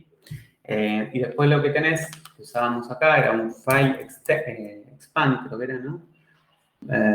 File expand path. File punto expand path Ruby. Y acá pueden ir derecho a lo que significa este método y entender un poquitito qué es lo que haría esto, ¿sí? Pero bueno, básicamente lo que tienen que entender, ¿no? Es que yo lo que quiero que vayan, que entiendan con esto que uno puede escribir un Gemfile para poder extender lo que uno agrega en un Gemfile usando código Ruby que incluye código Ruby, ¿sí? O sea que es dinámico, o sea, es una DSL, pero nos podemos salir de esa DSL haciendo cosas que no están mal, como las que muestra el Redmine.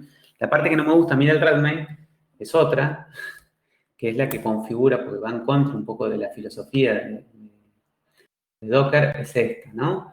Que es que si existe un archivo de base de datos, lo que está haciendo es incluye las librerías según el driver que vos definís en la configuración de la base de datos. Eso a mí me hace un poco de ruido, pero bueno, esto por ahí lo podemos obviar justamente porque no existe ese archivo y incluyendo las librerías que vos realmente necesitas porque sabes que has trabajado con tal, con Docker, pero bueno, es lo único que me hace un poquitito de ruido. Pero después el resto está bastante bien. Bueno, a ver, con Bundler la única forma de aprender, a pesar de que esto les parezca complicado, porque uno no, a ver, ustedes tienen que aprender y los van a evaluar en cómo los usan, pero uno no hace cosas rebuscadas con Bundler. Y la mejor forma de aprender Bundler es usando Bundler. Entonces, con la práctica van a empezar a tener ese training y cuando nos vayamos para el mundo de Rails van a recontra tener este training. Entonces, tranqui que esto no es un gran problema, ¿sí?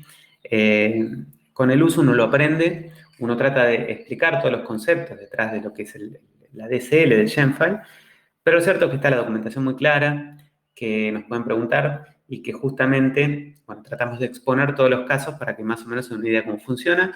Después hay que empezar a usarlo y explotarlo lo más que se pueda, ¿sí? ¿Alguna duda hasta acá?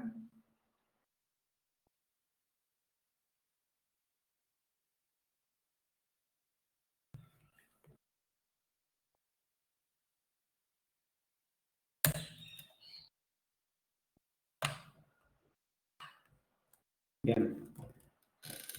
Bien, bueno. Entonces, vamos a avanzar un poquitito más y nos vamos para Active Record.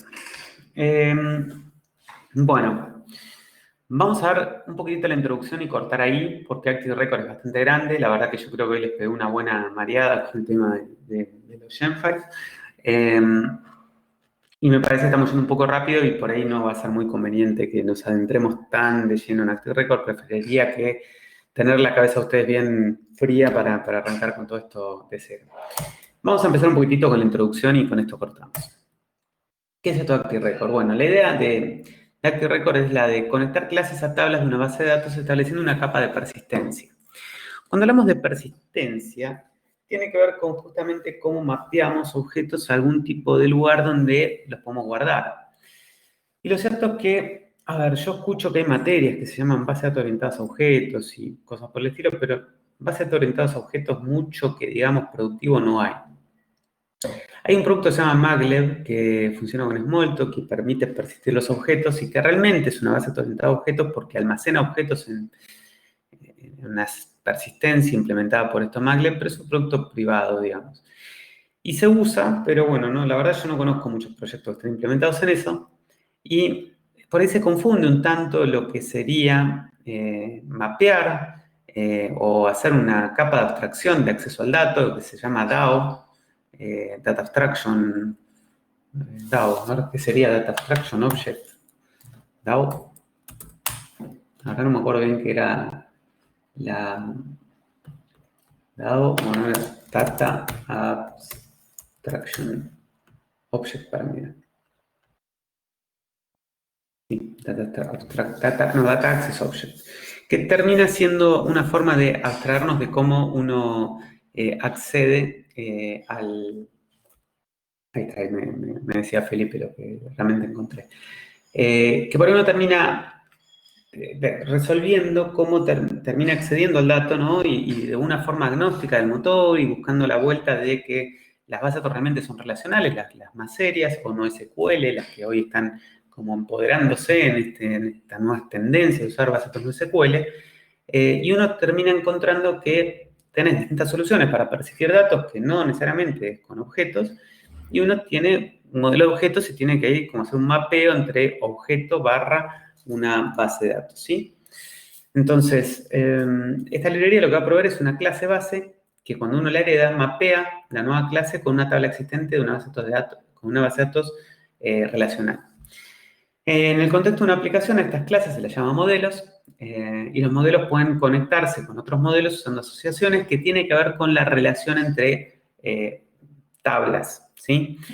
Active Record está muy fuertemente relacionado a lo que es una base de datos relacional que implemente integridad referencial, que tenga, bueno, todas las cuestiones propias de un motor digno de un DRBMS, DBRMS, Database Rational, bueno, eso, DBRMS.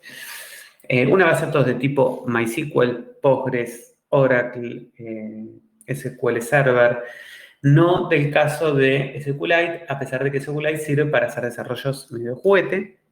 Pero ¿por qué no SQLite? Porque SQLite termina siendo una base de datos que termina siendo como Access, o sea, es un archivo que me permite usar SQL todo, pero porque la librería la implementa del lado del cliente y no porque hay un motor que está escuchando en un puerto, en un servidor, con un cliente que le accedo para hacer algo. O sea, simplemente es la misma librería la que emula esas consultas SQL a partir de un archivo que lo usa como si fuera una base de datos. Pero es muy distinto un Access o un SQLite de MySQL, Postgres, Oracle, SQL Server. No tenemos un esquema cliente-servidor, ¿sí? Y esa base de datos implementa algunas cuestiones de integridad referencial y permiten accesos concurrentes, implementan transacciones y sobre todo el acceso concurrente. Bueno, entonces, Active Record es una librería que me permite justamente mapear y abstraernos del acceso a esa base de datos relacional y a través de asociaciones también simular las relaciones entre tablas. Entonces, se va a basar mucho en convenciones de nombres de forma tal de utilizar el nombre de una clase o asociación para establecer mapeos con tablas de la base de datos y claves foráneas.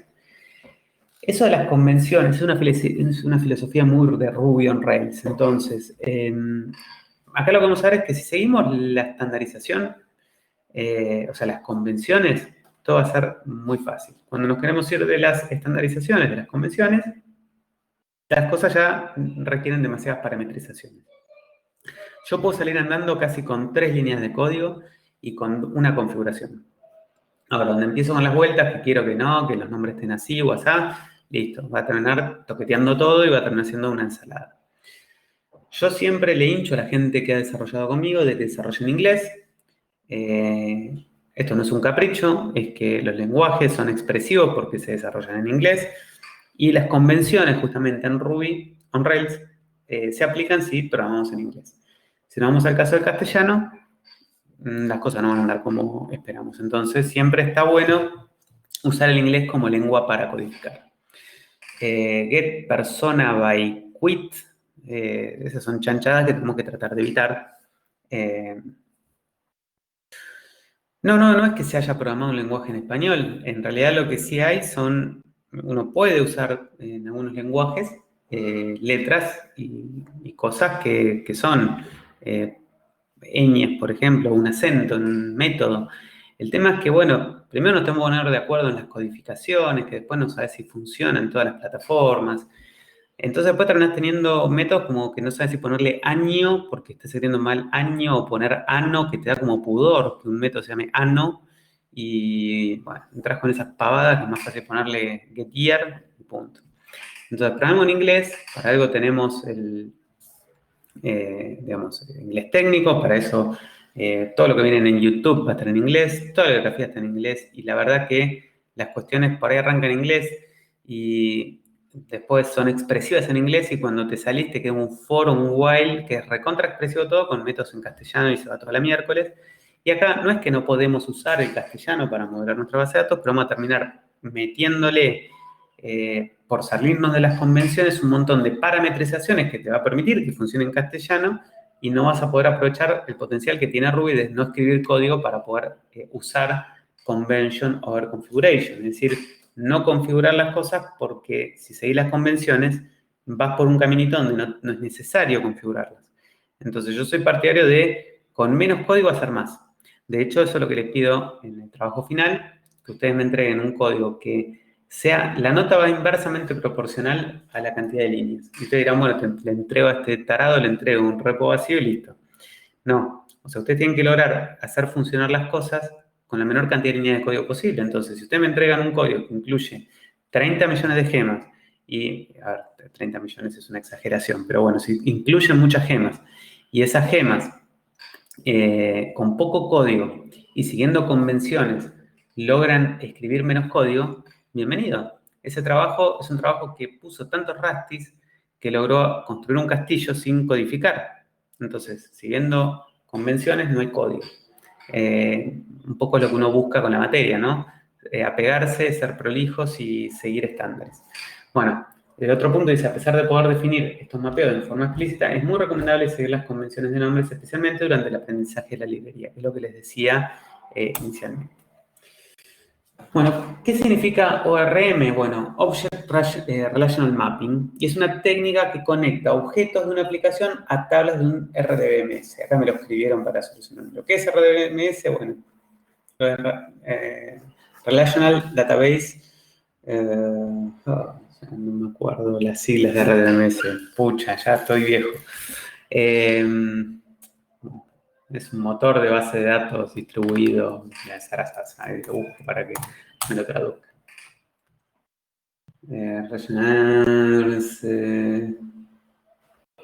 Ahí está, Rational Database Management System. Bueno, cumple determinadas propiedades.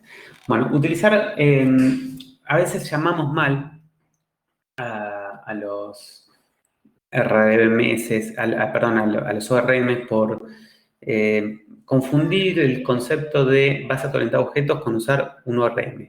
Un ORM, a mi entender, es esto, una librería, un patrón, una implementación de un patrón, o algo que me abstrae el acceso a ese motor, me permite intercambiar ese motor, y yo de alguna forma manejo objetos en vez de manejar tuplas y select SQL, básicamente, ¿sí? Entonces, la idea de utilizar un ORM es que las propiedades y relaciones de los objetos en una aplicación pueden ser fácilmente almacenados y recuperados de una base de datos sin escribir SQL directamente y minimizando el código de la base de datos. Es decir, que mi código sea agnóstico de la base, que mi código termine siendo un código totalmente genérico respecto de si es Oracle, Postgres y MySQL, ¿sí? A ver, acá me están diciendo el proyecto nos están haciendo usar uno, SQL Alchemy. Sí, pero eso es para otra cosa, SQL Alchemy, básicamente. Después vamos a ver el equivalente a eso dentro de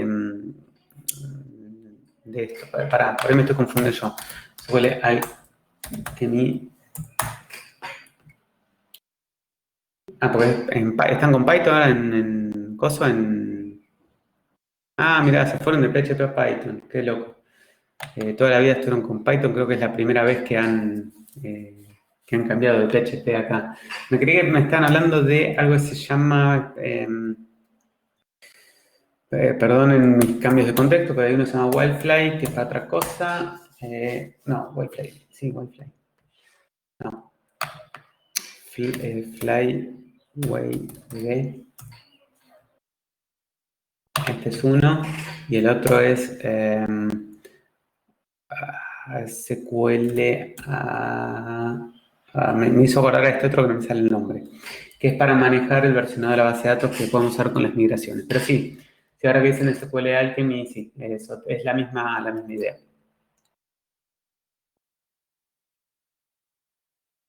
Bien, sí, no, es la misma idea, perdón. Bueno, no, porque me estoy confundiendo con otro que no me sale el nombre ahora, qué sé yo, ¿cómo se llama? Espérame un segundito, es Java Database Schema Migrations. FWD.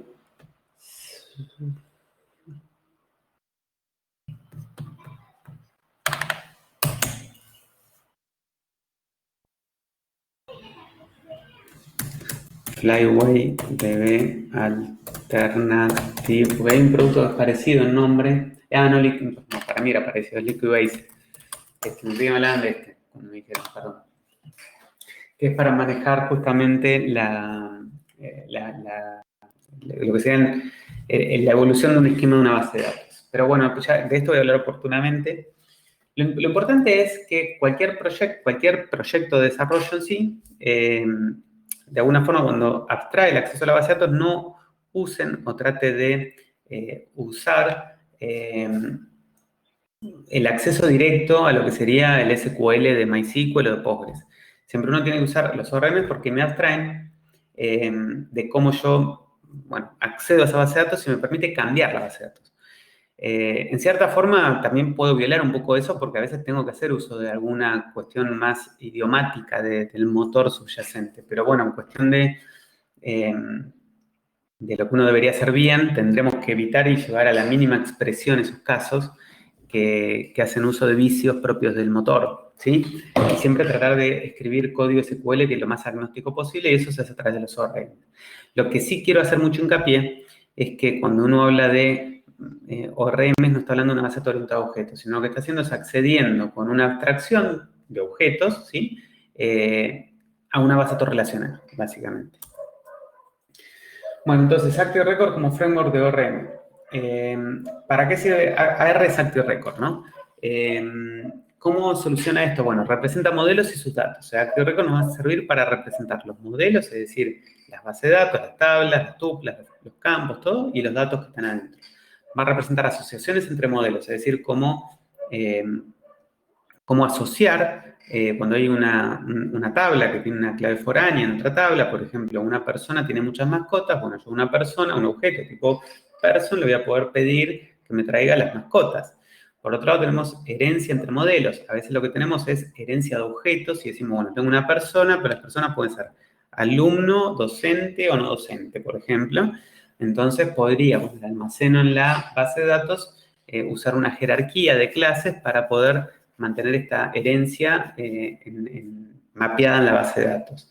Por otro lado, va a soportar validaciones de modelos antes de ser persistidos, es decir, que de alguna forma me va a validar por software que determinado dato es válido en el contexto de las validaciones que uno puede definir en Active Record, y operaciones de base de datos de forma orientada a objetos para poder hacer lo que sería la creación de objetos, la inserción, la actualización y el eliminado de objetos en base de datos. También la recuperación, ¿no? Y Convention Over Configuration, COC, las siglas. Bueno, si se siguen las convenciones adoptadas por Rails, será necesario crear muy pocas configuraciones, en algunos casos ninguna configuración para crear modelos. La configuración explícita será necesaria solo cuando no pueda seguirse la convención estándar, y a veces eso nos pasa por ser argentinos nada más, que nos preguntan, ¿y por qué yo tengo que hacer esto? Yo no quiero hacerlo así, yo se me antoja que quiero poner que en vez de product se llame producto. Bueno, listo. Si sos un argentino así de boludo, entonces tenés que, ya te cagaste, vas a tener que escribir todas las asociaciones que quieras para poder configurar y salirte de esa Convention Over Configuration. Bueno, acá vemos un ejemplito, pero este ejemplito lo vamos a ver la clase que viene. Vamos a avanzar con este ejemplo después porque me gustaría explicar bien cómo creo la base de datos y por qué y cómo funciona, cómo es que todo esto funciona, ¿sí?